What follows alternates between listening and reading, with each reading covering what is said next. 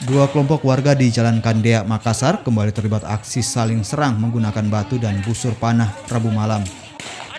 Aparat gabungan dari Polda Sulawesi Selatan dan Polrestabes Makassar yang tiba di lokasi langsung melepaskan tembakan peringatan ke udara untuk membubarkan aksi tawuran. Seorang warga yang diduga terlibat tawuran langsung kabur saat melihat petugas melakukan penyisiran. Dari hasil penyisiran, petugas mengamankan panah dan alat pelontar. Aksi saling serang dua kelompok warga ini diduga dipicu permasalahan lama. Untuk mencegah aksi susulan, sejumlah petugas tetap berjaga di lokasi kejadian.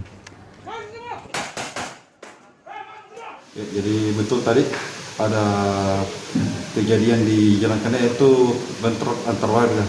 Jadi kami bersama beberapa tim yaitu tim Pander, Penikam dan Patmor langsung bergerak ke TKP. Begitu sampai di TKP, warga yang bentrok langsung berhamburan dan mencoba menyerang petugas. Akhirnya kami melakukan tindakan tegas dan berhasil mengamankan beberapa barang bukti yaitu beberapa anak panah.